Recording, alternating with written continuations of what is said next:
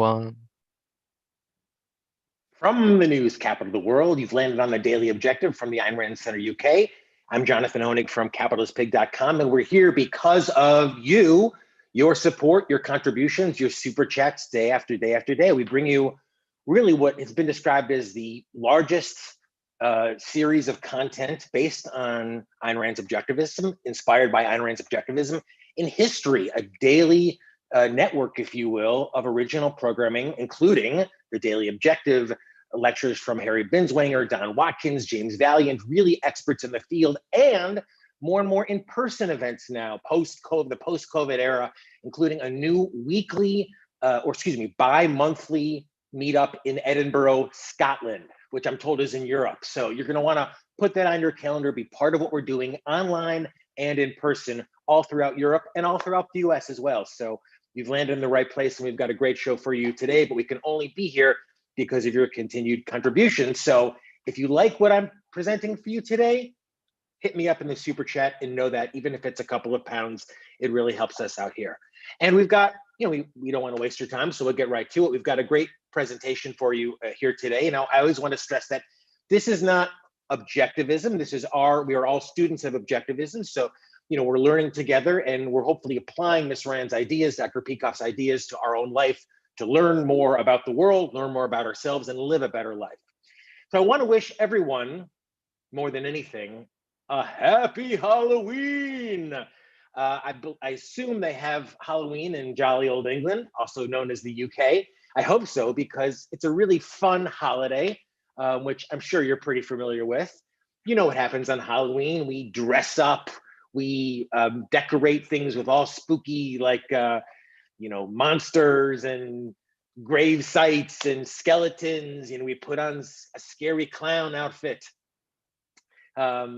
Kids dress up like, guts and skeletons. We carve out pumpkins, decorate our homes.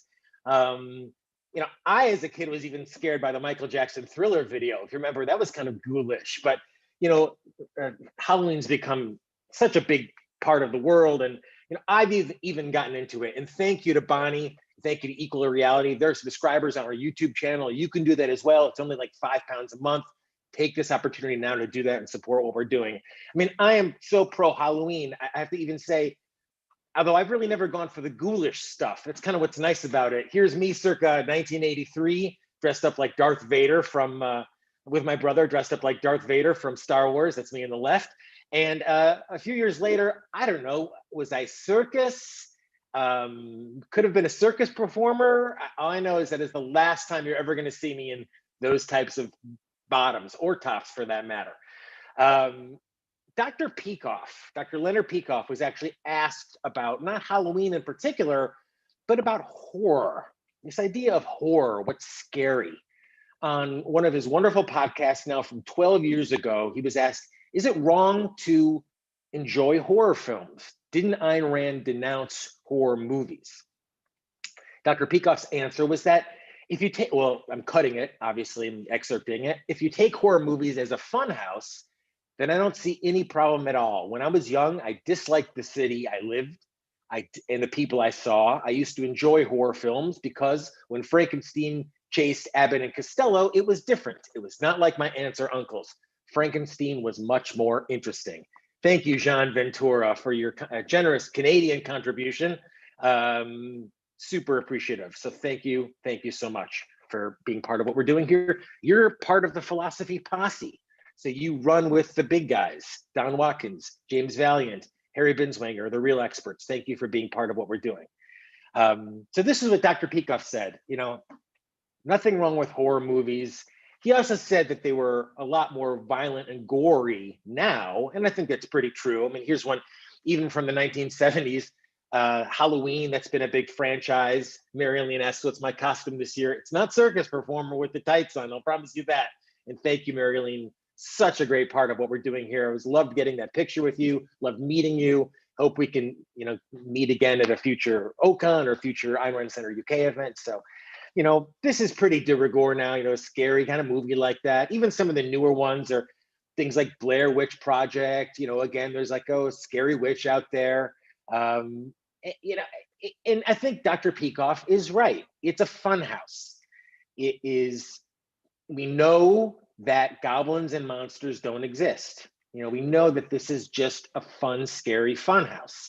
It's a metaphysical fantasy. We know goblins don't exist, and we're not going to watch the Blair Witch Project and be like, oh, maybe there is some evidence. It's just fun. It's exciting, but I would guess it's really not actually truly frightening. And thank you, Marilyn, for all that really super generous contributions. You are literally keeping us on the air. We're bringing you a network of original objectivist programming. That's how ambitious we are here at the Ayn Rand Center UK. Our intrepid leader, Rosie Ginsburg, is putting together a whole network of original programming inspired by objectivism, encouraging you to read Ayn Rand.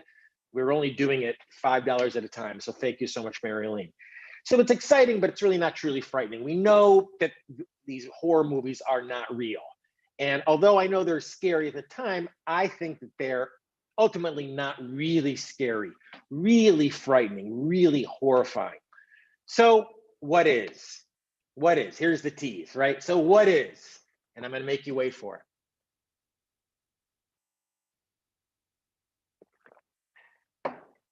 Well, this is, to me, truly horrifying. Take a look at what you're seeing here. This is a shot from the 1960s, early 1960s. It's a hotel on the side of the road, motel on the side of the road with people all out and enjoying the, Ashley says, a world sans value and reason. That's an objectivist horror. Well, Ashley, first of all, thank you for that contribution. You're part of the philosophy posse, big part of it. And you're onto something here. I would say, if this was a Peikoff call-in show, I'd say you're definitely onto something here.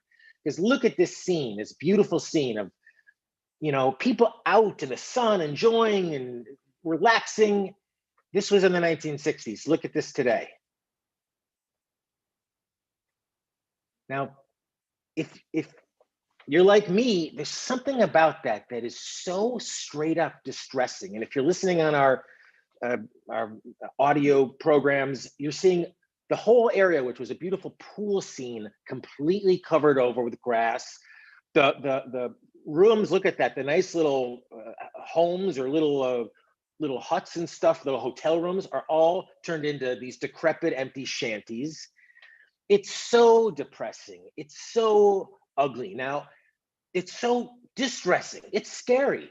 Like, what happened here to see this? It's just, now this all comes from Dead Motels USA on Instagram, which is a real interesting follow if you're into this kind of stuff.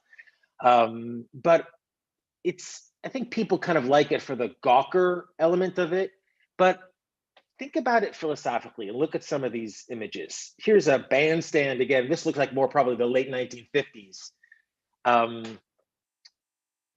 You're seeing a guy on stage, a beautiful band, all the decorations on the wall. It's very elegant. People are all dressed up. This is not like in the turn of the century or turn of the 1900s. This is 30, 40 years ago. Look at that now. Completely barren, rotting. Everything's been stripped off, graffiti. It's not just sad. To me, it's scary. It's distressing. Here's another one. Same thing, a pool scene, a different pool, even a more grand pool. There's a big, expansive pool and a kind of a beautiful, artful concrete bridge that's built over the pool. People everywhere, chilling in the sun, the beach umbrellas. Look at that. And look at that scene now, completely stripped. The pool is a swamp overtaken with just garbage and refuse and graffiti. I mean, look at that difference. It's alarming, right? When you see it, even on a podcast like this, it's something that's alarming about it. I'm going to show you just one or two more. You're getting the drift here. Here's a mountain kind of a resort. Again, looks like early 60s to me. Interesting kind of modern looking structures in the back. A little bit, looks kind of California-esque, playing in the pool, a little Marco Polo, a little suntan oil. And look at that today. The pool half filled with this scuzzy piss water and those things all broken and decrepit, nature taking all over. So I'm going to show you one more because you're getting what I'm moving at here. Now, an indoor pool, again, 60s, woman, enjoying beautiful bodies, swimming, nature, everything, kind of enjoying it. Look at that. It's gone. It's just completely, but if you see, there's a little bit of mankind left. You see a little bit of where man once was. So why is this so distressing?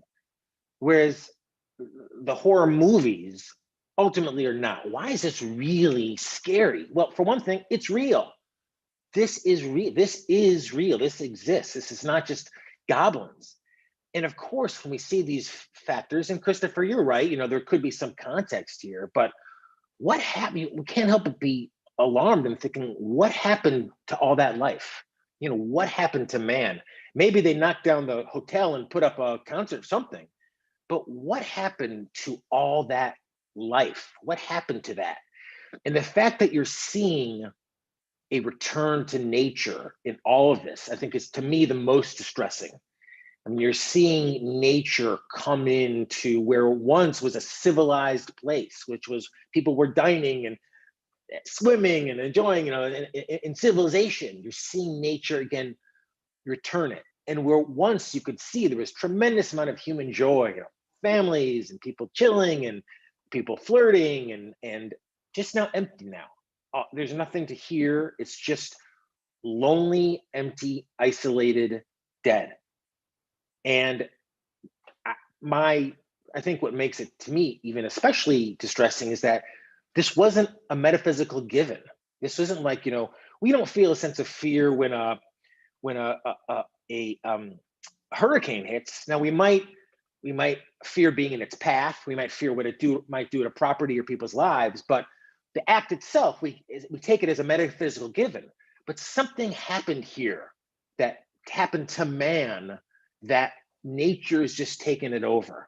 And I think the subtext of why it makes this so frightening and so distressing is that the upshot is that man is ineffective. He's helpless, he's doomed. That build a beautiful resort and 40 years later, nature comes in and takes it over. I think, to me, that's what makes that so scary, far scarier than anything Halloween related, even the scariest of scary movies. Do you want to see another one? Do you? Well, let's see a little super chat. Value for value. I want you to show me you're enjoying these presentations because there's a lot more to come. What you're seeing here is a huge cruise ship, a cruise ship that houses or seats, could take, I believe, can take as many as, I believe, 3,000 people. It's called the Concordia. Now, if that name rings a bell, because the last time you saw the Costa Concordia,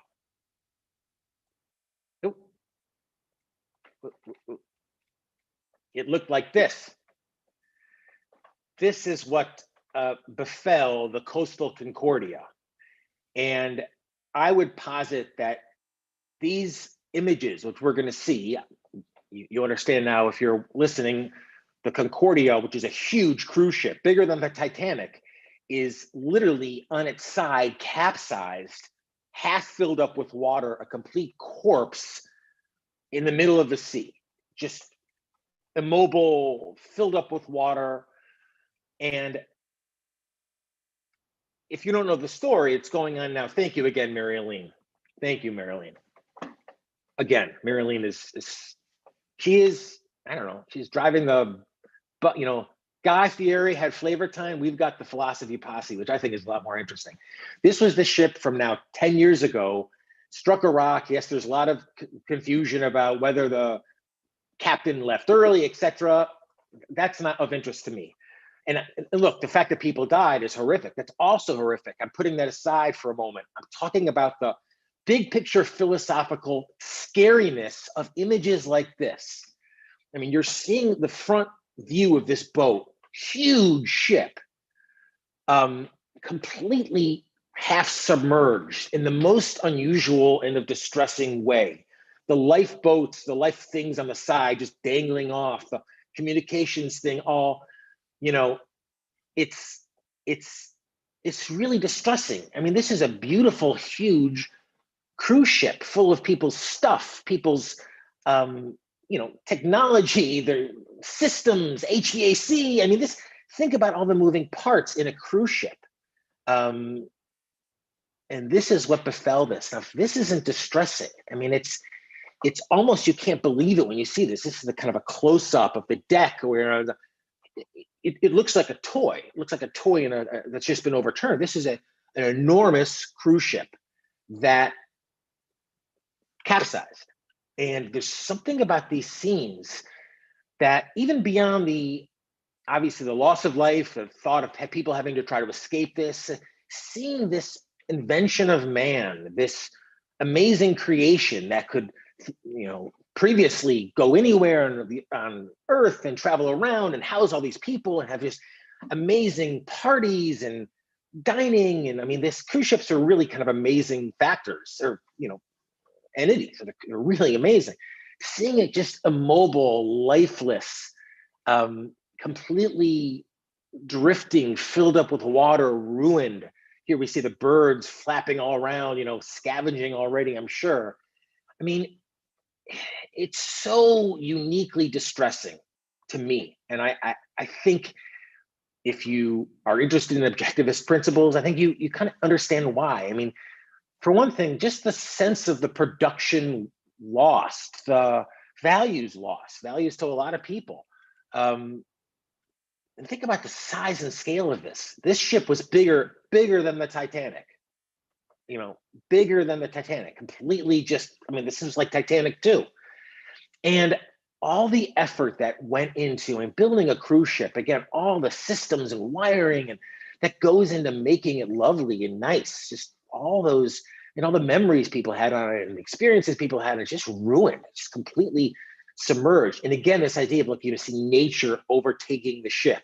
You know, this is a human entity, a human creation, and it's just being submerged and taken back to nature and being obliterated. It's going against man. You know, man made a ship, man, and you know, if man wants to break it down and recycle it, whatever, I mean, but this is nature overtaking it against man's will. And it's demonstrating his ineffectiveness. To me, that's what's really scary. That's what's totally frightening when you think about just tropes of what's frightening. It's really, really scary. I mean, then you even think about the cleanup. I mean, this is like a corpse, as we said, of people, literally bodies, but all the, just how do you even begin to write this thing? And in fact, there was stories in the days after it you know, got hit and capsized, that looters went and started rummaging, you know, scuba diving looters went and, you know, rifled through the whole ship, you know, in the middle of the night or whatever, you know, went and it reminded me so much of that scene from Les Miserables, if you remember, where Thénardier goes down and he's looting the bodies in the sewer, right? It's just so, this terrible human tragedy and physical tragedy, and there's just the looters, the scum of society, picking off the you know, just, it's a fucking ugly scene.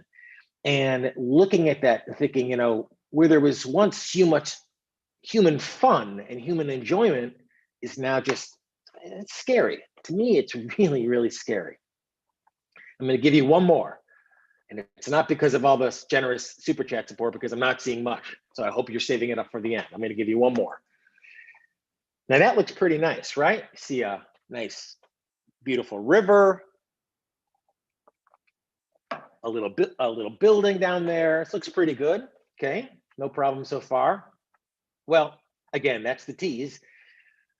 This was a show and a genre that was on a number of years ago, about 7 or 8 years ago on the History Channel, called Life After People.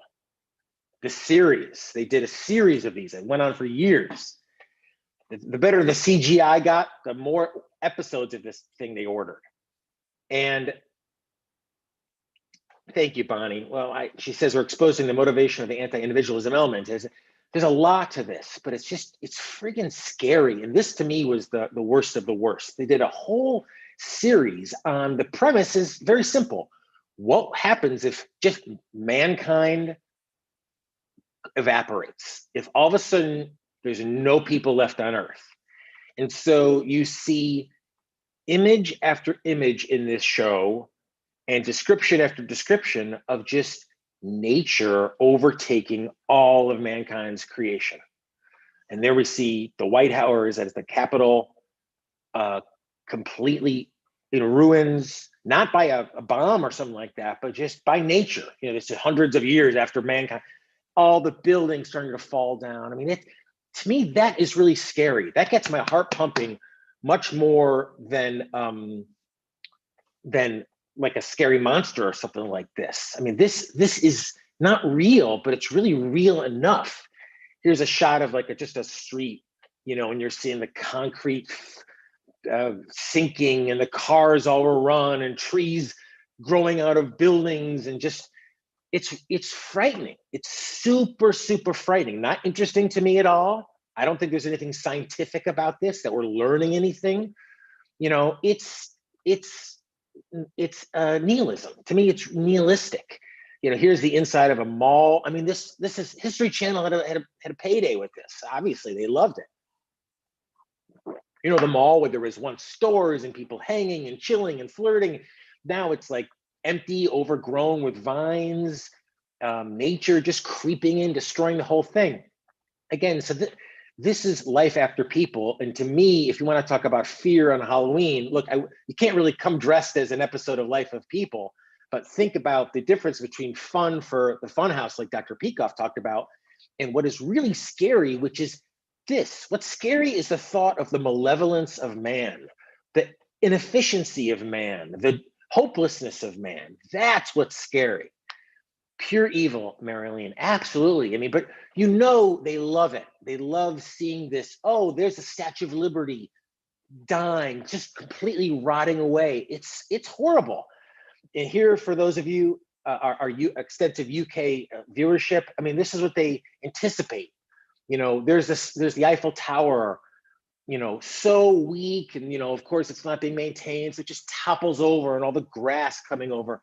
Thank you, Ashley. Ashley Shrugged, for super great contributions. You guys are showing me that you value what we're doing here. We bring you a channel of objectivism, never had it before. In the old days, they used to have to write away for tapes from people like Harry Binswanger, who we're giving you every week for free. So show us a little bit of love if you value what we're doing. Don't be a freeloader, and thank you for doing what we're doing. So look at this. Is the Eiffel Tower. What is that? Is that London? I guess suppose that's London Bridge. That's in Europe, right? Of course. I mean, this is what they're imagining.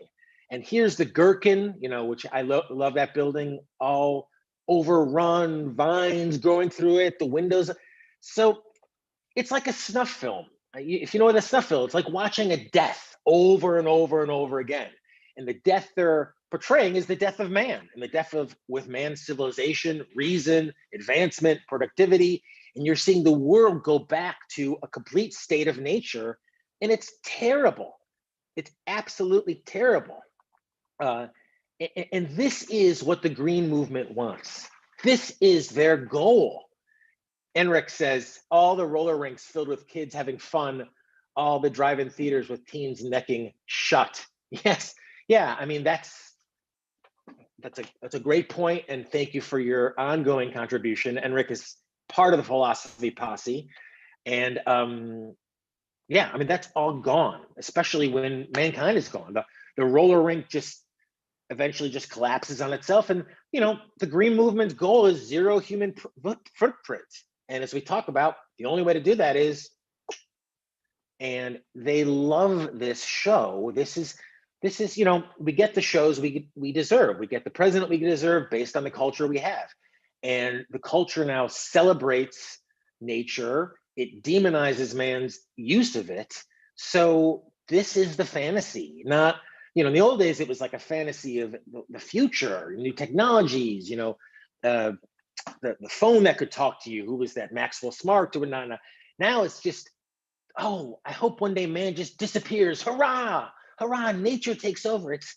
it's so scary to me. And the upshot is we're doomed. And if that sounds, particularly scary, you might have kind of remembered or be familiar with Miss Rand's understanding of the malevolent universe as against the benevolent universe. Things you should read about, Get Virtue of Selfishness. It's my second favorite book by Miss Rand. And she talks about this in particular, and it's going to resonate with you. It's so fundamental. And I think you hear these ideas and you think, oh yeah, this is exactly what I've always felt. This is this idea of the malevolent universe, is that man, quoting now, man by his very nature is helpless and doomed, that success, happiness, achievement are impossible to him, that emergencies, disasters, catastrophes are the norm of his life, and that his primary goal is to combat them. And that's what this, this whole genre of what's frightening, it's frightening is the malevolent universe, is the idea that nature is superior to reason, that in the long run, nature will win over mankind. So echoing back now to Dr. Peikoff's question in his from his podcast about the horror films, he said Ayn Rand was against horror movies in so much as they were taken as serious art, as conveying a view of reality. If you take that view of reality, man as depraved, monstrous, the world is mystical, unintelligible, and defeat as inevitable, you can see why she would be opposed. And that's exactly what this horror is. And this really is. This is a horror. This is exactly what that malevolent universe come to life is. And it's why I find it so downright scary. All of it, from the motels being overtaken and decrepit, to the entire cities as man evaporates. Thank you for and most importantly, happy Halloween from the Ayn Rand Center UK. I was asked on the super chat what I'm going to be dressing up as this year. Could be regret. I'm not sure. We're going to see about that. You might have to just tune in and see, if Halloween comes around. And, we're only going to be here because of your support. There's so many ways to do it, and it's so important that you do it. We're only here, as I said, which doesn't come free. We have Daniel in Europe. I don't know, where is he? Slovakia? I need to get an atlas, ultimately be involved in this project. But we have people working on this to bring you this efficiently, effectively. You get it on the replay. So help us out. If everyone just hits us up with £2, £5 every other week, we can expand the programming we're giving you so dramatically. A lot of you are freeloaders, so get rid of that guilt by coming clean and hitting us up. So we've got so much chat on the super chat today. I glanced at a lot of it, but I really read all the chats from our YouTube members, Marilyn, Bonnie, Robert, and so many others. There's Robert Nasser, thank you. Equal to Reality, thank you guys for being part of what we're doing, and thank you for being here. Now listen, at 7 p.m. UK time, we've got the Fountainhead Book Club with Shoshana Milgram. Shoshana Milgram, in my opinion, is the preeminent Ayn Rand scholar living today. If you've ever spoken with her, she knows everything about Ayn Rand. She is unbelievable in her knowledge. She's also a tremendously warm person, engaging person, fun person. So by supporting us, you're getting access to people like Shoshana Milgram. At 7 p.m. tonight, the Fountainhead Book Club for Ayn Rand Center UK members. It will also be live streamed for YouTube members. Check out the link in the chat. So again, for $5 a month, you're getting access to the smartest people about Ayn Rand and objectivism living today to ask those questions. And there's no dumb questions because we're all students. And this Friday, you will not want to miss this because, as I said, because of your support, we're able to start slowly expanding. And if you're in Europe, otherwise known as jolly old England, or even Edinburgh, Scotland, we've got some of the biggest stars in objectivism there for you. Come out and see us this Friday, Effective Egoism with Yaron Brook, Don Watkins, and Nikos Sapirakopoulos, all of them from the Ayn Rand Center UK. It's in London. Now, it's also going to be live streamed, but we need your help to make this stuff possible. We're bringing these stars over. We're inviting people over. We're having open houses with pamphlets and stuff. We're getting them in objectivism. So you can't do that. You're not in jolly old England. Help us do that by hitting us up on the super chat and becoming a member at the link that you'll find in the chat as well. So we're here coming up, what, in just friggin' 30 minutes. Go take a shower, get a hot toddy or whatever, a pint, and bring it right back here for more with the Ayn Rand Center UK. Thank you for liking the show, sharing the show, being part of what we do. Till 30 minutes from now and tomorrow at the Daily Objective, I wish you best premises. Be well.